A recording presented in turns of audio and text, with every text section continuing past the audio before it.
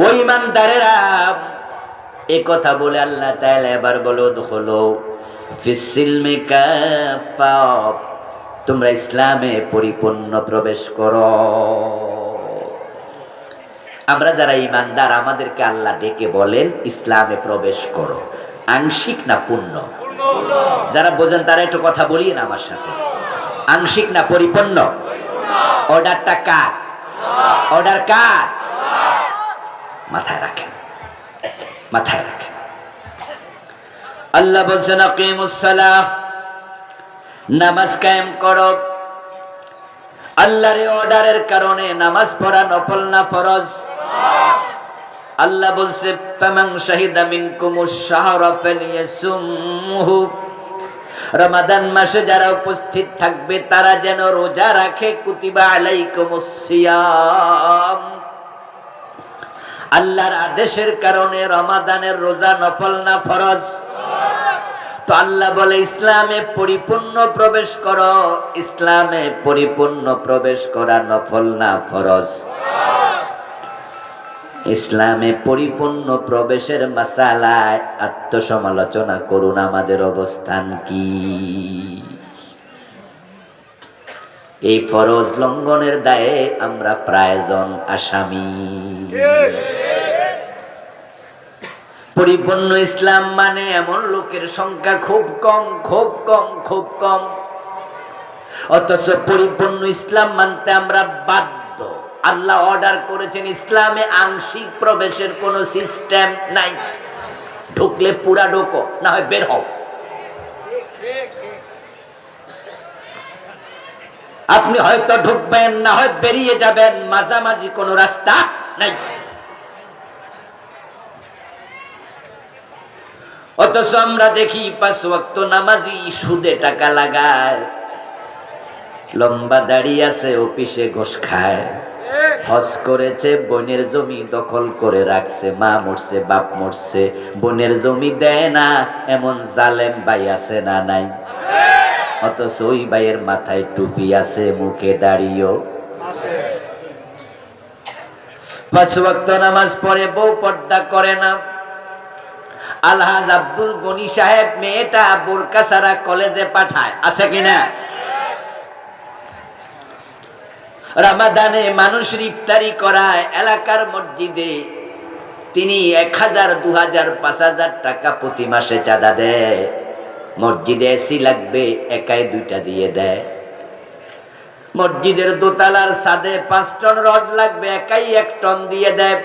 এলাকার দানবীর মানুষ, ভালো মানুষ, অথচ ব্যবসা করতে গিয়া ওজনে কম দেয়, মালে ভেজাল দেয়, মানুষ ঠকায়।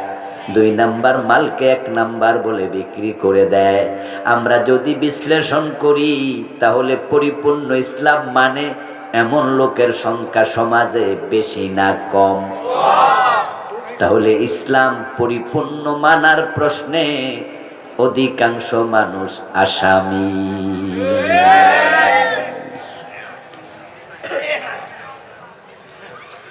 এই দেশের মানুষগুলো এই মাসআলায় যে আসামি, এ নিয়ে তাদের কোনো তাওবার অনুভূতিও নাই। ওরা মনে করে অসুবিধা নাই, কিছু তো মানি।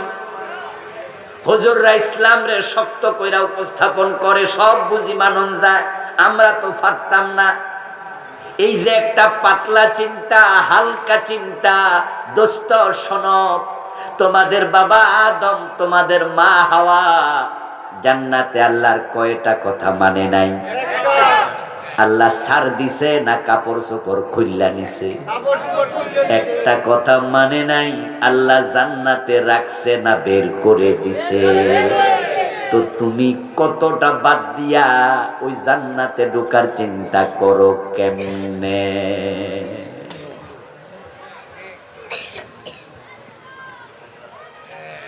আদম আলাইহিস সালাম জান্নাতে আল্লাহর একটা মাত্র কথা শুনিনি, আর আপনি সুদ খাইতেছেন 6 মাস, 6 বছর, 10 বছর সুদে টাকা লাগাইয়া তাবলিগ জমাতে চলে যায়, চিল্লা দিত গেছে। সুদে টাকা লাগাইয়া বেড়া মক্কা শরীফে হজ করতে গেছে, সুদের টাকা দিয়া, এমন আছে না নাই? ঘোষের টাকা দিয়া হজে গেছে। আল্লাহরে কয় লাভবাহিক, আল্লাহ কয় তাই বুঝি। লাভবাই কত কি আল্লাহ আমি আইছি, আল্লাহ কয় কেডারে আইছে এটা।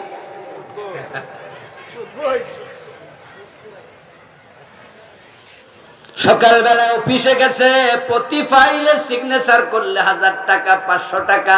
এমন কিছু অফিসার আছে ওদের ঘোষ রেট করা।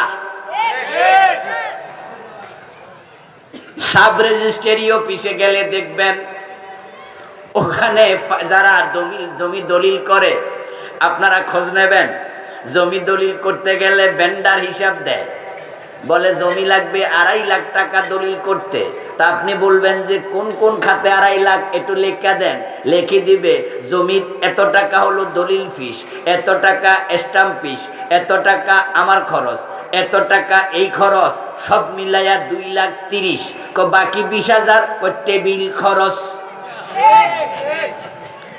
যারা জমি টমি দলিল করছেন হেরে একটু হ্যাঁ হুয়া কইয়ে নারী, কিছু টেবিল খরচ নেয়নি। এটা হলো ঘোষ। টেবিলে খায় না টেবিলওয়ালা খায়? 10 টাকা দিছে, আচ্ছা দিল, টেবিল তো কথা কইতে পারে না, হেরে দোষ যা দেয় আর দিল। আর না হে চিৎকার দিয়া কইতো আমি একটিও খাই না। এখন টেবিলওয়ালা খায়, কোন টেবিলে কত 500 1000 অমক তমক রেট করা আছে। প্রতি সিগনেচারে কতটা সিগনেচার দিছে বেডা আবার হিসাবও রাখে। টাকা 2 পকেটে ঢুকায়, ঘোষের টাকা নিচ্ছে, অফিসার ঘোষ খাচ্ছে। শুধু সাব রেজিস্ট্রি অফিস না, যদি মামলা টামলা লইয়া থানায় যান, ঠেলায় পইরা বুঝবেন থানার মাটি পর্যন্ত কথা কইতে পারলে ঘোষ চাইতো।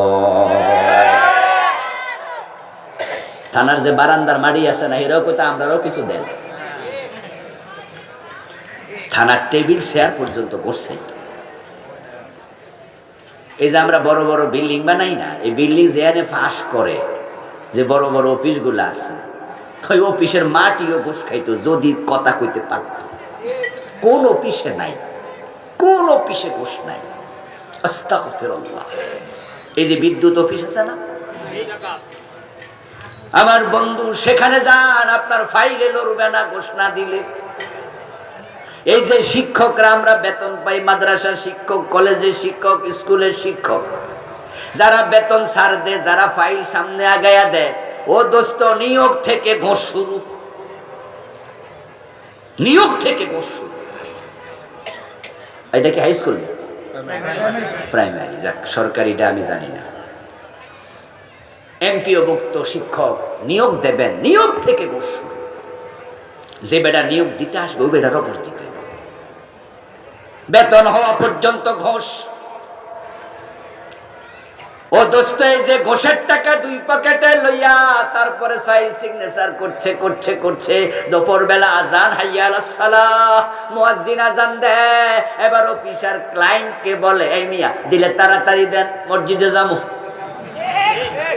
আজান হইয়া গেছে তো, নামাজ না পড়লে কি জান্নাত মিলবে নাকি? হুজুর না বলছে নামাজ জান্নাতের চাবি, জান্নাত তো মিস করা যাবে না। ঘোষের টাকা পকেটে নিয়ে নামাজে দাঁড়ায়া কয়, ইয়াকা না'বুদু ওয়া ইয়াকা নাস্তাঈন। আল্লাহ, আমি শুধু তোমার গোলামি করি। আল্লাহ কয়, গোলাম পকেটে এগুলো কি? আচ্ছা, আল্লাহকে ফাঁকি দেয়া যায়? আল্লাহকে ফাঁকি দেয়া যায়? তো পেটে হারাম টাকার খাবার, কিসের গোলাম তুমি? তোমার জামাই হারাম, পেটে হারাম, রক্তে হারাম, মাংসে হারাম, তোমার জায়নামাজ কিনছো হারাম টাকা দিয়া। না, অসুবিধা নেই। হুজুররা কইছে আল্লাহ রহমান, আল্লাহ রহিম, আল্লাহ এমনি ছেড়ে দেয়। তো আদম রে যে ছাড়লো না, ঘটনা কি? কাপড় চোপড় যে খুলে লাইলো। আল্লাহ আদম রে ভালোবাসে না, আল্লাহ আদম রে ভালোবাসে না। প্রথম সৃষ্টি আদম, যাকে দিয়া ফেরেশতাকে সেজদা দেয়াইছে, ফেরেশতাকে দিয়ে সেজদা করাইয়া আল্লাহ বুঝাইছে, আদম তো বড় সম্মানী, আমি তোকে বড় ভালোবাসি। ওই আল্লাহর বানানো প্রথম মানুষ আদম, তিনি নবী। আল্লাহর একটা কথা শোনে নাই, আল্লাহ জান্নাতের পোশাক খুলে নিয়ে গেছে। এগুলো আমাদের জন্য দৃষ্টান্ত, আমাদের জন্য শিক্ষণীয়। ও দোস্ত, আদম আলাইহিস সালাম আল্লাহর কাছে তাওবা কইরা মাপ পাইছে। রব্বানা যালামনা আনফুসানা, এ তওবা করে নাই? যখন গায়ের জামা কাপড় খুলে পড়ে গেল, আদম আলাইহিস সালাম মনে মনে ভাবে কামডা করলাম কি। ফালাম্মা যাকাশ শাজারা বাদাত লাহুমা সাওআতুহুমা, যখনই আদম হাওয়া আলাইহিমাস সালাম মিলে গাছের ফল খেলো, সাথে সাথে জান্নাতের পোশাক খসে পড়ে গেল। আল্লাহ টেনে খুলে নিয়ে গেলেন। এখন কি গায়ে কাপড় চোপড় আছে নাকি উলঙ্গ? একটা কথা শুনে না, আল্লাহ উলঙ্গ বানাইছেন।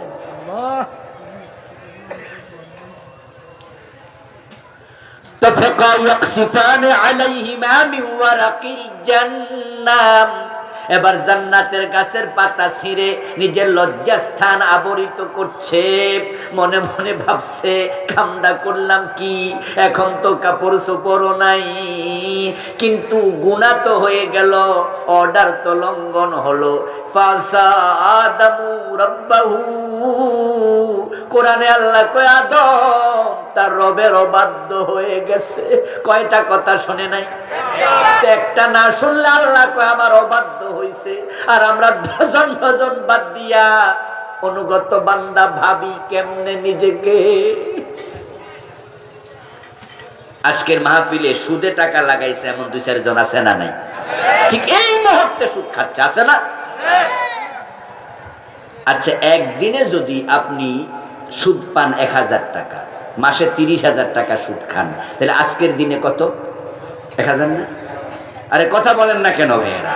মাসে 30,000 হইলে একদিনে কত? তো আজকের দিনে 1000 পান নাই, তো আজকের দিনে 24 ঘন্টার মাঝে 1000 ভাগ হইব না? তাহলে আপনি যখন জোহরের নামাজে খাড়াই রইছেন তখনও তো সুদ খাইতেছেন।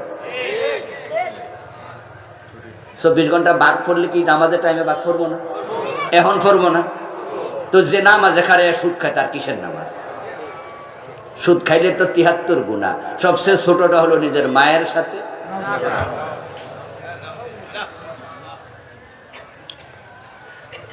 অধিকা ইসলাম লই আল্লাহর কাছে যাবেন না। উদখুলু ফিস সিলমে কাফা, ইসলামে পুরা ঢোকো, পুরা। এখন আদম আলাইহিস সালাম ভাবে কি করবেন, অপরাধ তো হয়ে গেল। কম্পিউটারে দেখবেন মাঝে মাঝে, এই যে আজকের মাহফিলের পোস্টার বানাইছে, পিছনে ব্যানার বানাইছে, এই লেখাগুলা কম্পিউটারে লেখে নাই? কম্পিউটারে যারা কম্পোজ করে তাদের কাছে দাঁড়াবেন, দাঁড়ায় দেখবেন যে কম্পোজ করতে গেলে মাঝে মাঝে কিছু টিপে ভুল হয়ে যায়। লিখতে চাইছিল তলিবাস্য, হয়ে গেছে দন্তস্য। এখন বেডা তলিবাস্য লিখতে যাইয়া দন্তস্য লিখছে, ভুল হয়েছে। ভুল হওয়ার সাথে সাথে দেখবেন আরেক টিপ দিয়া ঠিক করে লাইছে। হে জানে কোনটা টিপ দিলে ভুল ঠিক হয়। এখন আদম তো ভুল করছে মাত্র কয়টা? কথা বলেন না, বলেন না, কয়টা? আচ্ছা, এর আগে কি ভুল করছিল নি? তো এই জন্য আদমে জানে ওনা কেমনে টিপলে ঠিক হয়, কারণ এর আগে তো ভুলই করে নাই। এখন মনে মনে ভাবছে কাপড় চোপড় তো নাই, এখন কি করি? মনের খবর জানে কে? নিশ্চয়ই। ইন্নাল্লাহ আলিমুন বিযাতিস সুদূর। ফাতালাক্কা আদামু মির রাব্বিহি কালিমাত। কোরআনে আল্লাহ বলেন আদমের কাছে আল্লাহ সাথে সাথে কেমনে তাওবা করা লাগে কিছু কালমা নাজিল করছে। আল্লাহ আদমরে খুব ভালোবাসে, ভুল করে লাইছে। এখন ভুল থেকে কেমনে সংশোধন হওয়া লাগে আল্লাহ নিজে শিখাই দিছে। ওই কালেমাগুলো কি? অন্য আয়াতে বলেন ফাকালা রাব্বানা যালামনা আনফুসানা ওয়া ইন লাম তাগফির লানা ওয়া তারহামনা লানাকুনান্না মিনাল খাসিরিন। ও আল্লাহ, আমরা দুইজনে মিল্লা জামাই বউ তোমার কথা লঙ্ঘন করে নফসের উপর জুলুম করছি, তুমি যদি ক্ষমা না করো তাহলে আমাদের উপায় নাই। ফাতাবা আলাইহি, আল্লাহ কোরআনে ঘোষণা দেয়, অতঃপর আল্লাহ আদমরে ক্ষমা করে দিয়েছে। সুবহানাল্লাহ পড়েন, আল্লাহ ক্ষমা করে দিয়েছে। এবার আপনাদের কাছে আসি, আদমের কথা কইয়া কইয়া আল্লাহ আমাদের বুঝায়, আমরা তো তখন ছিলাম না। আদম ফল খাইছে, গায়ের কাপড় পরে গেছে, তারপর তাওবা করছে, তারপর তাওবা কবুল হয়েছে, এগুলো আমরা দেখছি নাকি? সেখানে আমরা কেউ ছিলাম? আল্লাহ তাআলা যদি এগুলো কোরআনে না বলে গোপন রাখতেন আমরা জানতাম না। আল্লাহ কোরআনে এগুলো কেন বললেন? আমাদের বাবা আমাদের মায়ের গায়ে কাপড় নাই, তারা দুইজন নিরাবরণ। এখন তারা জান্নাতের পাতা ছিঁড়ে ছিঁড়ে তার উপরে লজ্জাস্থান রাখতেছে। এই কাহিনীগুলো আল্লাহ ছেলে মেয়ে আমাদের কাছে, আমরা তো আদমের ছেলে মেয়ে, আমাদের কাছে বলে মা বাবার বদনাম করে না, বরং আল্লাহ বুঝায় তোমরা বাবা ভুল কইরা কেমনে তাওবা করছে শিখো, কারণ তোমরাও তো মাঝে মাঝে কিছু ভুল করে ফেলবে। এখন আমরা যে ইসলামের বাহিরে কিছু কাম কইরা লাইছি, ওইগুলার জন্য আদমের মতো তাওবা করা দরকার আছে না নাই? তাওবা করছেননি? করছেননি। আদম আলাইহিস সালাম তাওবা করলেন, কিন্তু আপনার খবর কি? এবার আরেকটা প্রশ্ন করি, যারা জানেন সবাই একটু জবাব দিয়েন। আদম আলাইহিস সালামের পরে কি আর কোনো ভুল করছে? তো আমরা তাওবা কইরা আবার ভুল কেন করি? এটা তো আদমের চরিত্র নয়। তাই আমাদের উচিত হলো যে গুনাহগুলো আমরা করতেছি সেইগুলো ছেড়ে দিয়ে ভালো করে তাওবা করা, ঠিক নয় কি? তাহলে আল্লাহ আপনাকেও মাফ করবে, আমাকেও করবে। শুধু মাফ নয়, ইল্লা মান তাবা ওয়া আমানা وعمل عملا صالحا فأولئك يبدل الله سيئاتهم حسنات। কোরআনে আল্লাহ বলেন যারা তাওবার মতো তাওবা করবে, ঈমান আনবে, সংশোধন হবে, নিজে ভালো আমল করবে, আমি শুধু গুনাহ মাফ করি না, গুনাহগুলোকে আমি সওয়াব বানায়া দেই।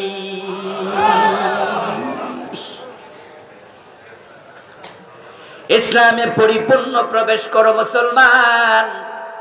ঈমান আনসব, ঈমান আনলে কাম শেষ হয় না, ঈমান আনলে কাজ হয় শুরু। ইসলামে প্রবেশের জন্য ঈমান হলো গেট।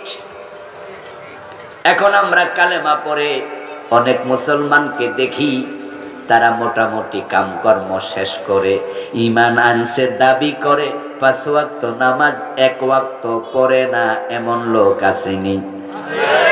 ঈমান আনার পরে সে কাম শুরু করছে না শেষ করছে? এর কাম শেষ।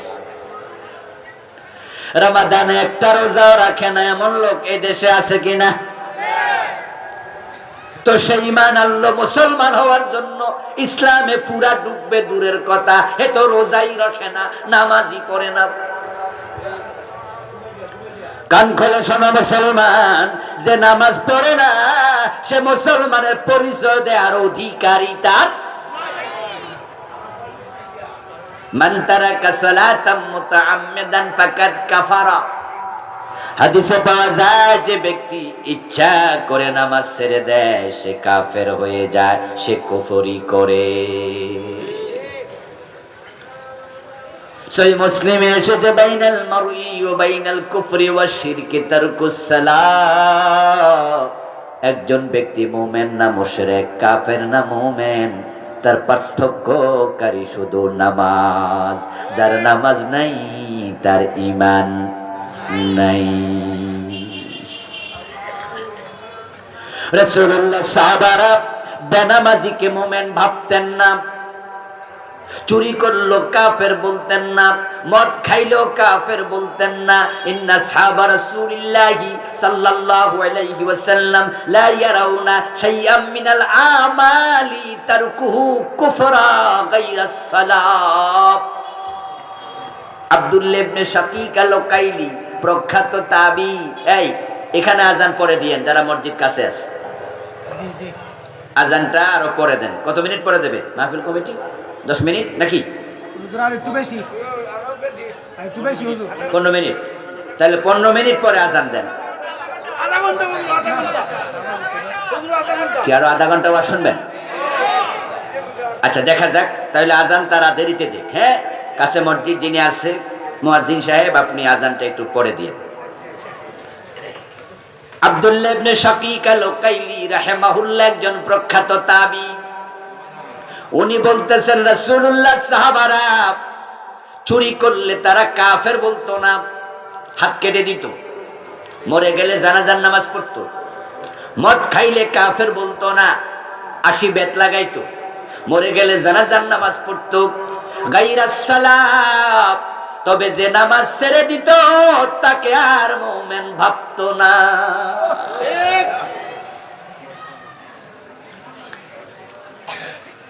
দেহের মাঝে মাথা যেমন, ইসলামের মাঝে নামাজ তেমন।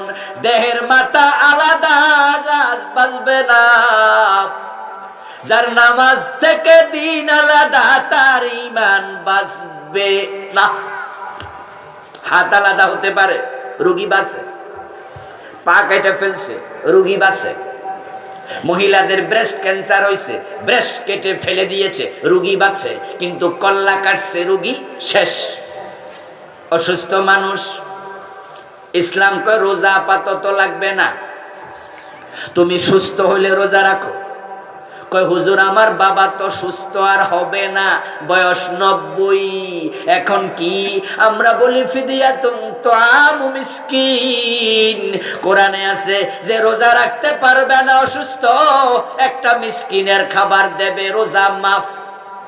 রোজা ছাড়াও ঈমান বাঁচে। গরিব যদি হয় তোমার যাকাত লাগবে না, যাকাত ছাড়া ঈমান বাঁচে। গরিবের হজ ফরজ হয় না, হজ ছাড়া ঈমান বাঁচে। কিন্তু নামাজের দিকে তাকাও, গরিব হোক ধনী হোক, সুস্থ হোক অসুস্থ হোক, নামাজ মাফের কোনো সিস্টেম নাই। মাথা ছাড়া দেহ বাঁচে না, নামাজ ছাড়া ঈমান বাঁচে না। দাঁড়াইয়া পারো না, বসে পড়ো। বসে পারো না, শুইয়া পড়ো।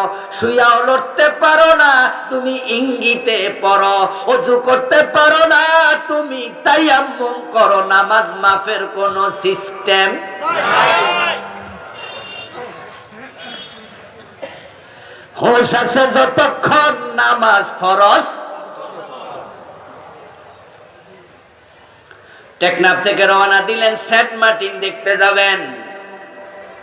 অর্ধেক পথে যাওয়ার পরে দেখবেন বঙ্গোপসাগরের পানি ছাড়া কিছু দেখা যায় না, চারিদিকে থই থই পানি।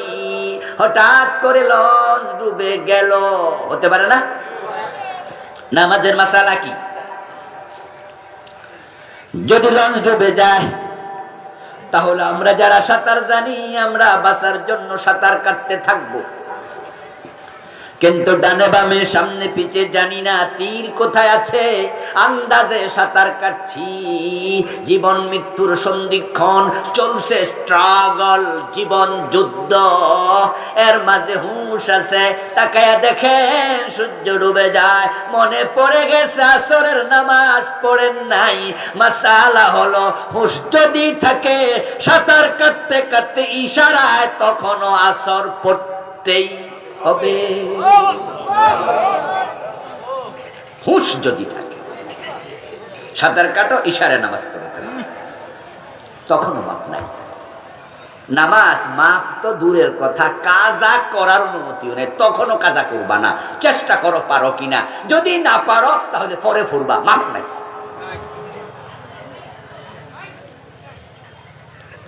কাজা হবে শুধুমাত্র 3 কারণে, মাফের কোনো সিস্টেম নাই।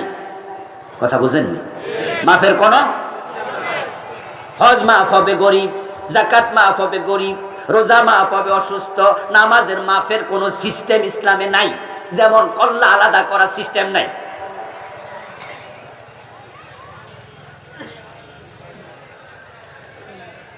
তিন কারণে নামাজ কাজা হবে। জায়েজ আছে, ঘুমিয়ে আছেন, টের পান নাই, উঠেন নামাজ পড়েন, সূর্য উঠে গেছে, অসুবিধা নাই। আল্লাহ বলে ছাড় দিলাম, কারণ তুই টের পাস নাই। লা ইউকাল্লিফুল্লাহু নাফসান ইল্লা বুসআহা। মানুষের সাধ্যের বাহিরে কোনো দায়িত্ব আল্লাহ মানুষকে দেয় না। রাসূলুল্লাহ সাল্লাল্লাহু আলাইহি ওয়াসাল্লাম তিনি যুদ্ধের মাঠ থেকে বাড়িতে ফিরছেন। এই মাইকওয়ালা আওয়াজ বাড়াও, বুঝলাম আওয়াজ বাড়া ঠাস ঠাস করে হয় না কেন? রাসূলুল্লাহ ফিরছেন, পথিমধ্যে তিনি তাবু খাটালেন, সাহাবারাও বিশ্রাম নিচ্ছে। রাত্রিবেলা, মধ্যরাত, হযরত আলীকে রাসূল দায়িত্ব দিলেন, আলী আমরা কিন্তু ঘুমাচ্ছি, ফজরের টাইমে তুমি ডাক দিও। এখন তো আমরা মোবাইলে অ্যালার্ম দিয়া ঘুমাই, ঠিক না? গড়ির মাঝে অ্যালার্ম দেই, তখন কি মোবাইল ছিল নি? রাসূল বলছে, আলী এই তোমার দায়িত্ব দিলাম, তুমি ফজরের টাইমে আমাদের ডাইকা তুলিও। হযরত আলী রাদিয়াল্লাহু তাআলা আনহু ভাবলেন যে আমি এখন তাহলে দায়িত্ব পাইলাম, কি করি? উনি ওঁটটাকে পূর্বমুখী করে, সূর্য যেদিকে ওঠে ওই দিকে করে ওঁটটা দাঁড় করালেন। দাঁড় করাইয়া উনি ওঁটের ফিটের মাঝে বসে থাকলেন। ভাবতেছেন যদি সূর্যের আলো পূর্ব দিক থেকে আসবে, তখন কিছুটা রাত কমলে তো ওদিকটা আগে একটু হালকা ফর্সা হয়ে উঠবে, তখন আমি বুঝবো যে শোবে সাদেক। আলী বসে আছে ওঁটের পিঠে, রাসূলুল্লাহ সাহাবারা ঘুমাচ্ছেন। সূর্যের কিরণ রাসূলের চোখে লাগলো, আল্লাহর হাবিবের সবার আগে ঘুম ভাঙলো। রাসূলুল্লাহ দেখে যে সূর্য মোটামুটি আরো 20-30 মিনিট, আধা ঘন্টা আগে উঠছে। তো সূর্যের কিরণে যখন ওনার ঘুম ভাঙলো, উনি হযরত আলীর দিকে তাকাইলেন, দেখেন যে ওটের পিঠে বইয়া আলীও ঘুমাইতেছে। তো যারা দায়িত্ব দিছিলেন, বেড়াই খেত খাইছে, আলী বেড়া দিছে কি লেগা? খেত বাঁচানোর লাগে, এই বেড়া খেত খাইছে, আলী ঘুমাই গেছে। এই আলী! হযরত আলী তো উঠছে, কি করলা? আলী বলে, হুজুর সরি, আপনি যার কাছে পরাজিত হয়েছেন আমিও তার কাছে। মানে ঘুমে আপনারে যেমন শোয়াই দিছে, আজকে ঘুমে আমারেও শোয়াই দিছে। হুজুর আমি তো বইছিলাম, আমি বালার লাগিয়া নিয়ে ঘুমাইছি। আল্লাহ রাসূল বললেন যে ঠিক আছে, এই উপত্যকায় আমরা ফজর পড়বো না, এখানে শয়তানের প্রভাব আছে, চলো পাশে গিয়ে পড়ি। তাহলে ঘুমাইলে মানুষ যখন নিস্তেজ হয়ে যায়, তখন তার অধিকার তার উপর আর থাকে না, তখন সে আল্লাহর জিম্মায় চলে যায়। এজন্য ঘুমিয়ে যদি নিজের অজান্তে নামাজ কাজা হয়, আল্লাহর জন্য পাকড়াও করবেন না। এটা হলো এক কারণ। তাহলে আজকে ওয়াজ শুই না, এখন থেকে বেশি করে ঘুমাই থাকবেন, ঠিক না? আজাদ হুজুর কয়ে গেছে ঘুমাইলে, এরকম নাকি? এটা হলো নিজের অজান্তে, সে সতর্ক ছিলেন, অনিচ্ছা।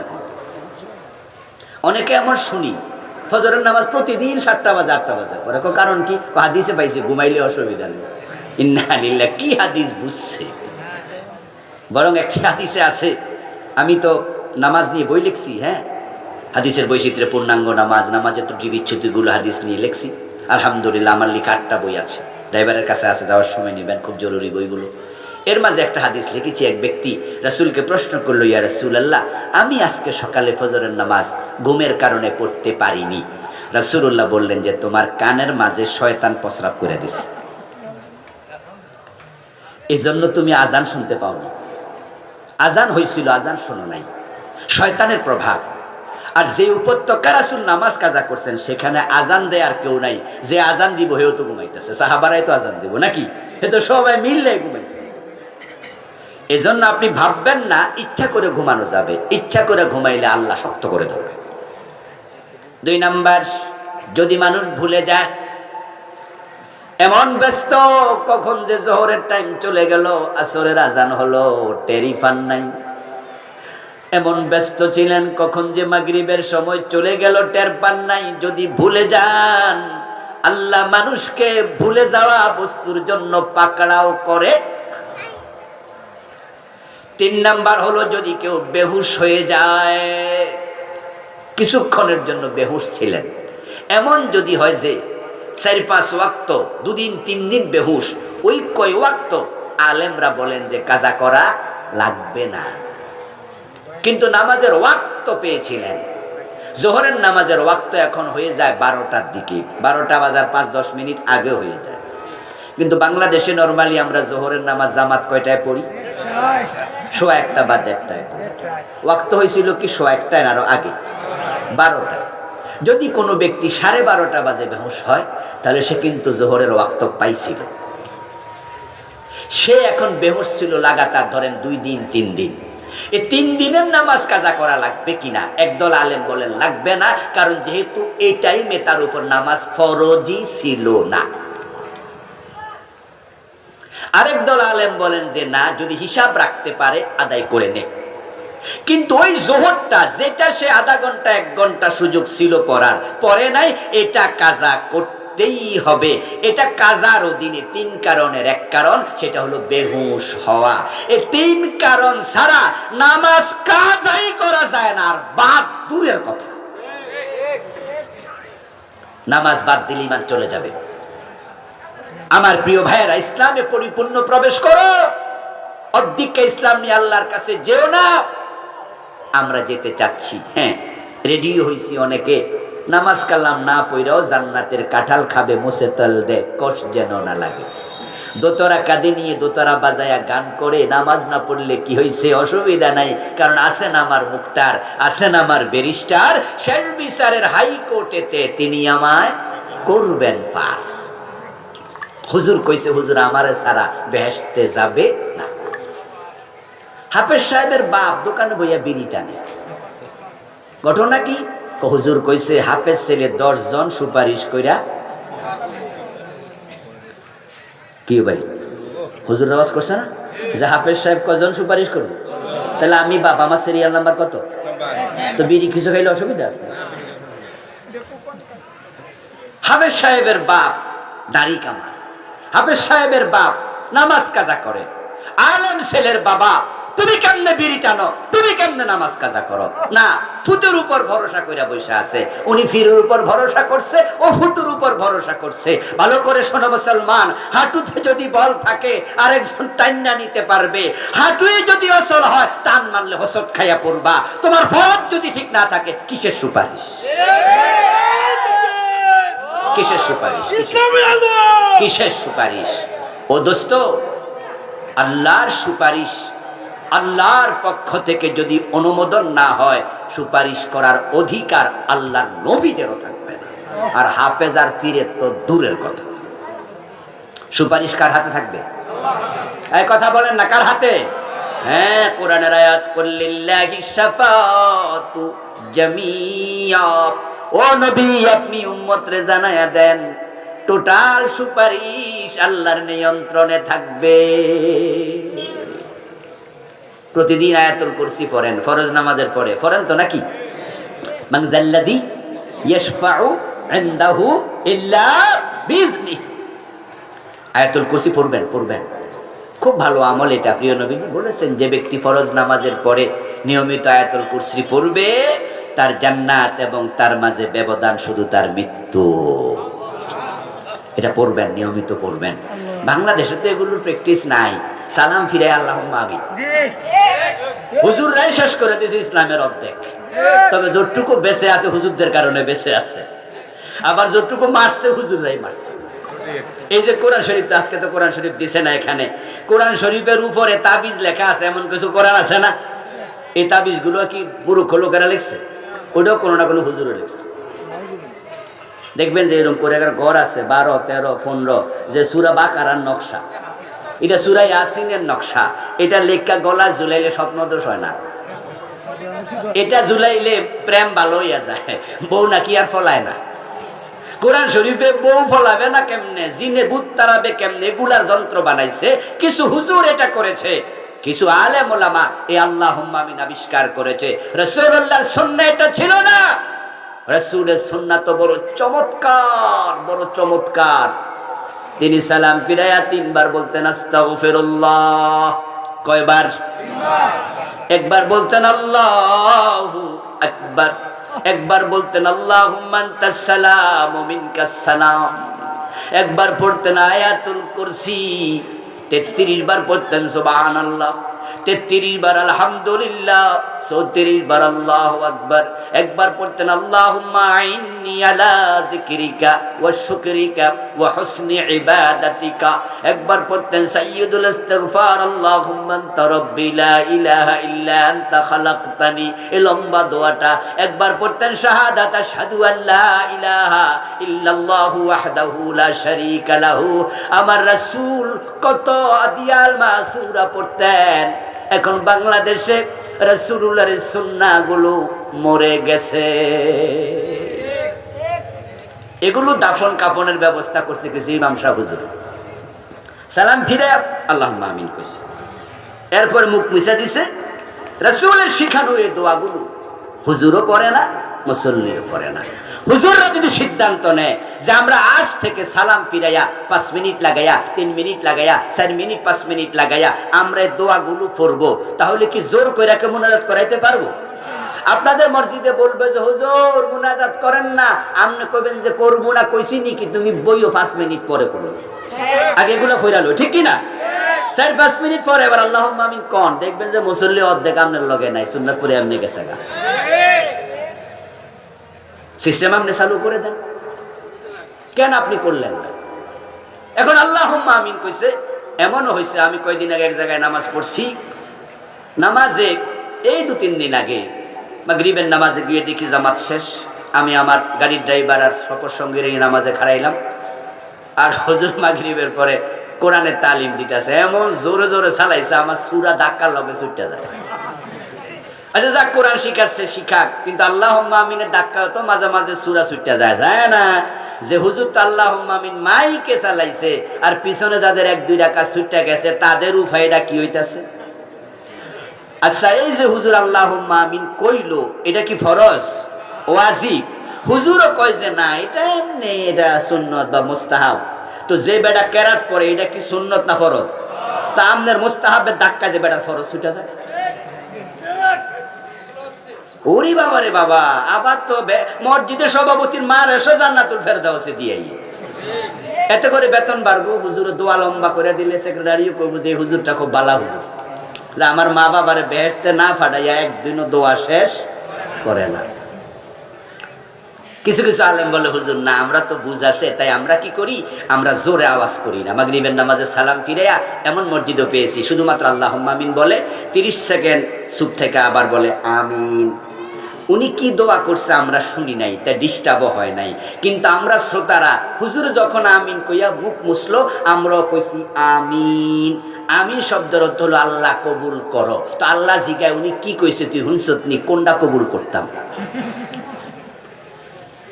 এই যে হুজুর কইলো আমিন, তো হুজুর তো বুঝে শুনে কইছে, যা কইছে তা আমিন, কিন্তু আমরা যারা শ্রোতা আমরাও তো কইছি হ্যাঁ আল্লাহ কবুল করেন। তো আল্লাহ কই কোনটা তুই হুনছত নি, হে কি কইছে? কয় না, অতি বিশ্বাসে কইছে হুজুর যা কইছে সেইটাই কবুল করেন যান। এখন হুজুর যদি এমন দোয়া মারে যে দোয়া সভাপতির বিরুদ্ধে, এই সভাপতির জ্বালা 2 বছর বেতন বাড়ে না, আল্লাহ তার সভাপতিগিরি ক্যান্সেল করো। হুজুর সভাপতিও কয় আমিন, এবার কি হইল? বুঝাও আমিন না বুঝাও আমিন, চলছে গাড়ি যাত্রা বাড়ি। আমার প্রিয় ভাই, বলছিলাম মান যাল্লাযী ইয়াশফাউ ইনদাহু ইল্লা বিইযনি, আয়াতুল কুরসিতে আছে আল্লাহর সামনে আল্লাহর অনুমতি ছাড়া সুপারিশ কে করবে? তাহলে সুপারিশ কার হাতে? ও হাফেজ সাহেবের বাবা, মাওলানার বাবা, ছেলে হাফেজ হয়ে গেল তুমি জান্নাতি, এত সহজ না। ইসলামে পরিপূর্ণ প্রবেশ করুন। এবার প্রশ্ন হতে পারে মাওলানা আবুল কালাম আজাদ বাশার, ইসলাম তাহলে বুঝি পুরা আমনে মাইনা লাইছেন? আমি বলি দোস্ত রে, দিন পরিপূর্ণ মানা কঠিন বিষয়। আমার বাবা আদম যেখানে ধরা পড়ে গেল, ওখানে আমরা তো ছেলে। ইসলাম পরিপূর্ণ মানা সহজ না, কিন্তু আদম নবীর শিক্ষা হলো যেখানে ঠেকবা সেখানে তাওবা করতে দেরি করবা না। আমরা যারা ভুল করে ফেলছি, সুদে টাকা লাগাই ফেলছি, আজকে যদি সিদ্ধান্ত নেই যে আজ থেকে আর সুদ খাবো না, আমি তাওবা করব, এ সুযোগ আছে না নাই? তো এটা করেন না, এটা করেন, এটা করেন। যারা ওজনে কম দিচ্ছেন, আজ থেকে সিদ্ধান্ত নেন যে না, আমি এখন থেকে আর আল্লাহর শুকরিয়া, আল্লাহর কসম, আল্লাহ তোমার কাছে সাহায্য চাই, আমার তৌফিক দাও, আমি এখন থেকে ওজনে আর কম দেব না। সম্ভব না এই সিদ্ধান্ত নেয়া?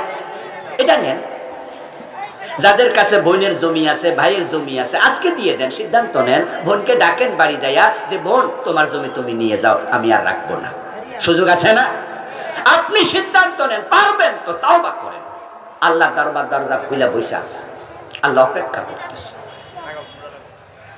মরুভূমির পথে চলতে গিয়ে যদি কারো ওঁট হারিয়ে যায়, যে ওঁটের পিঠের মাঝে তার পানি এবং খাবার ছিল, শত কিলোমিটারের দূরত্বে যাত্রা ছিল, এমন জায়গায় থেমেছে যেখানে ঘর বাড়ি গাছ গাছল কিচ্ছু নাই। মরুভূমির পথে চলতে চলতে ক্লান্ত শান্ত পথিক উনার ওটটাকে একটা পাহাড়ের গুহা একটা জায়গায় দাঁড় করিয়ে দিয়েছে। দাঁড় করিয়ে তিনি এলিয়ে পড়লেন সামান্য বিশ্রামে। উঠে দেখেন যে ওটটা নাই, হেঁটে কোথাও চলে গেছে। নবীজি সাল্লাল্লাহু আলাইহি সাল্লাম বলেন, হারানো ওট যেই পথিক হারিয়েছে সে জানে তার খাবার এবং পানীয় ওটের পিঠে, শত মাইলের দূরত্ব, ঘর বাড়ি নাই, পিপাসায় মরা ছাড়া আর কোনো উপায় নাই। নবীজি বলেন, লোকটা ওট খোঁজার জন্য পাহাড়ের চূড়ায় ওঠে, এখানে যায় ওখানে যায়, চারিদিকে তাকায়া দেখে ওট কই, কিন্তু পায় না। না পাইয়া এক পর্যায়ে হতাশ হয়ে গেল, নিজের চোখে নিজের মৃত্যুকে দেখতে পাচ্ছে মনে হয়। ঠিক আগের জায়গায় এসেছে যেখানে ওটটা সে রেখেছিল, বেঁধেছিল পাহাড়ের পাথরের সাথে। এসে আবার বসলো, চান করতে করতে আবার ঘুমাইয়া গেল। চোখ বন্ধ হয়ে গেল, ক্লান্ত দেহ। চোখ খোলার পরে সে দেখতে পায় তার হারানো ওট নিজে নিজে ফিরে এসে পাশে দাঁড়াইয়া আছে।